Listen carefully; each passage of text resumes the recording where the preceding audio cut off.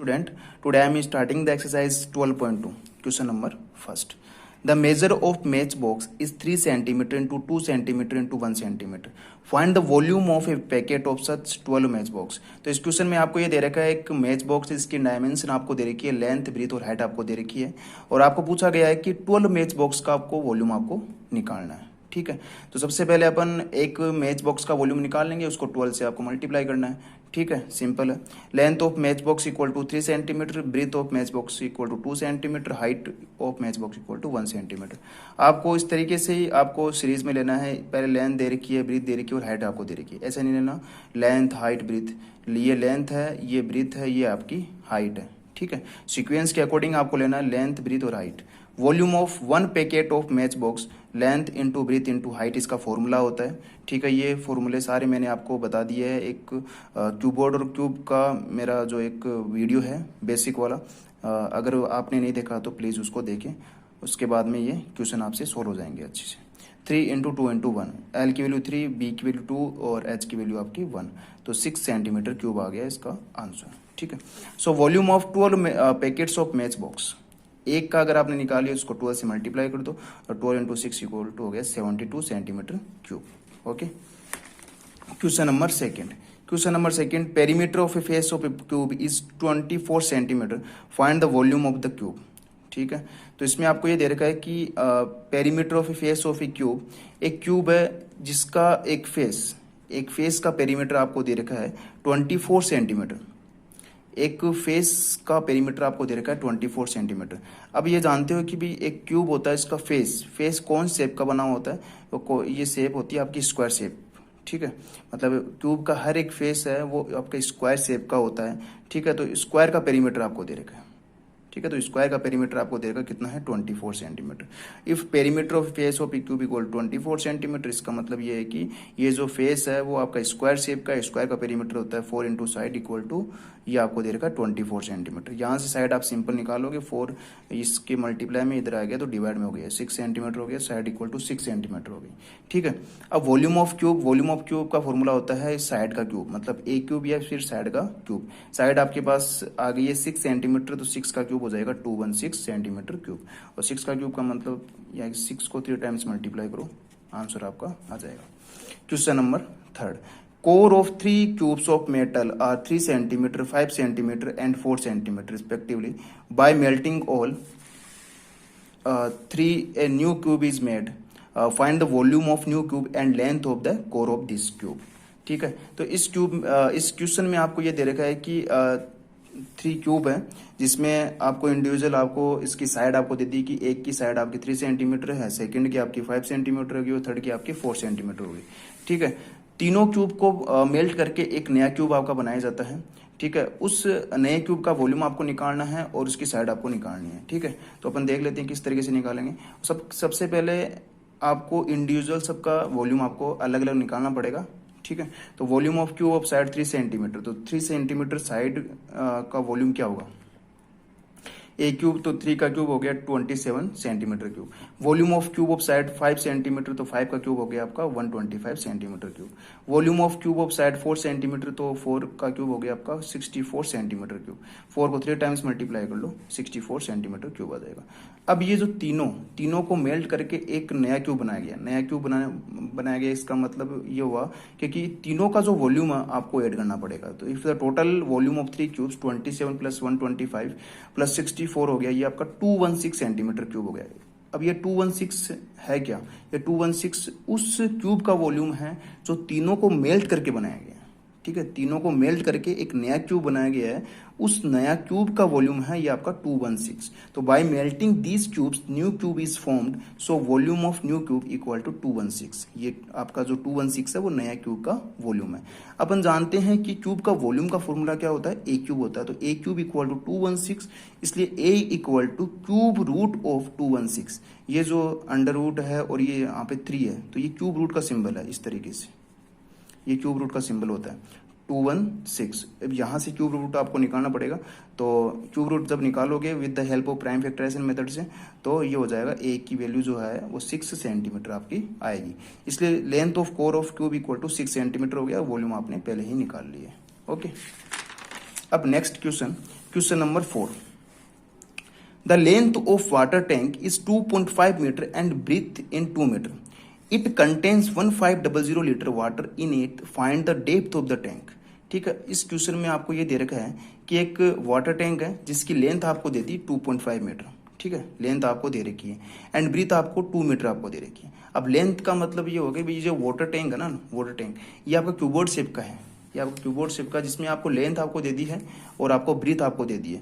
और ये कितना लीटर कंटेन करता है पानी को, ये 1500 लीटर कंटेन करता है. और ये 1500 लीटर है क्या, यह इसका वॉल्यूम है. ये आपका वॉल्यूम आपको दे रखा है कि इतना लीटर इसमें आ सकता है.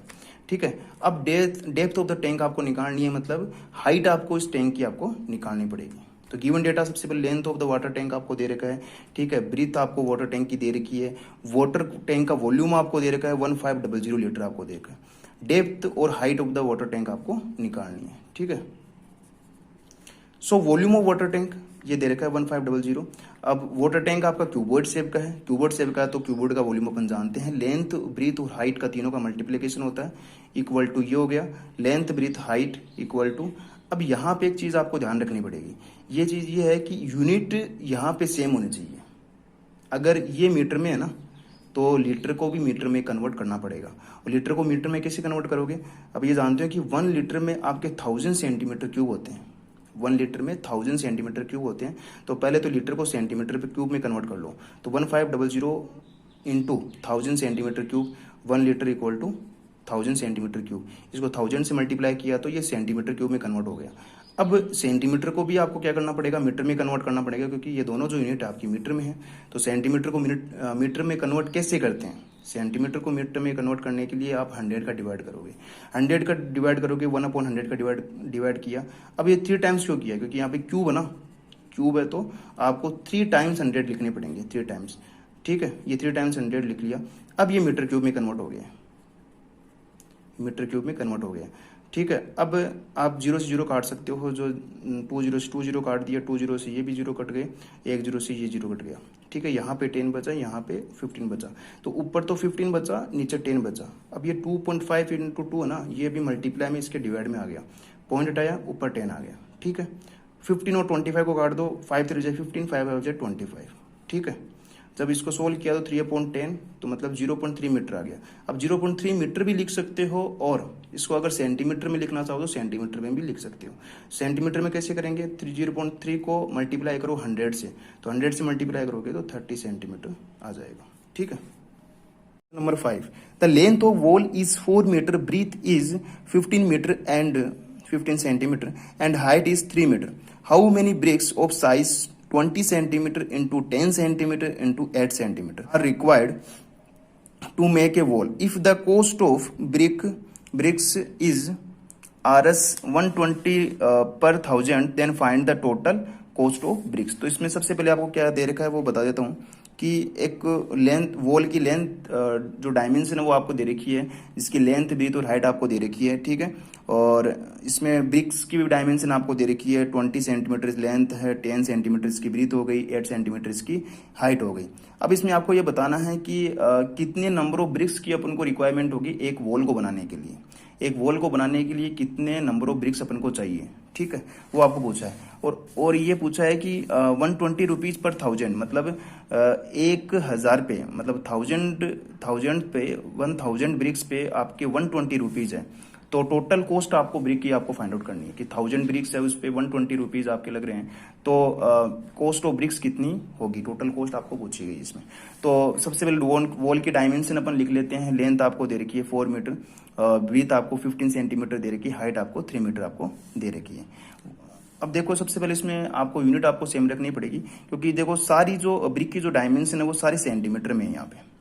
ठीक है, क्वेश्चन में सारे सेंटीमीटर में दे रखा है, इसलिए आपको जो वॉल की जो डायमेंशन है उनको भी क्या करना पड़ेगा, सेंटीमीटर में कन्वर्ट करना पड़ेगा.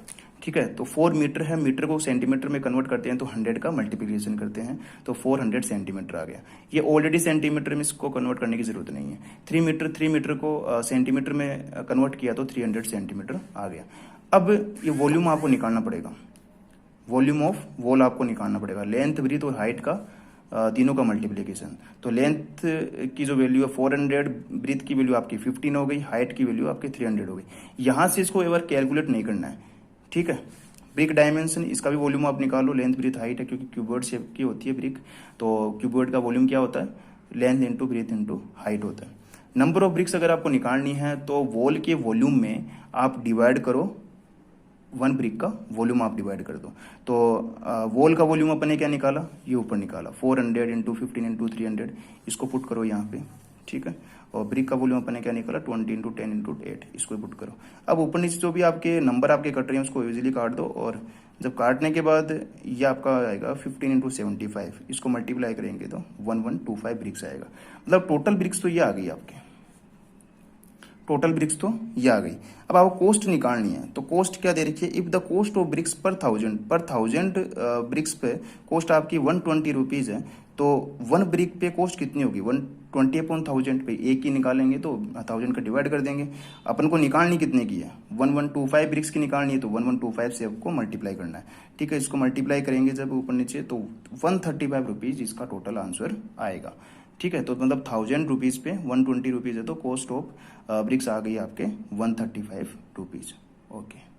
और इस वीडियो में मैंने आपको क्वेश्चन नंबर 1 से लेके क्वेश्चन नंबर 5 तक कंप्लीट आपको बता दी है।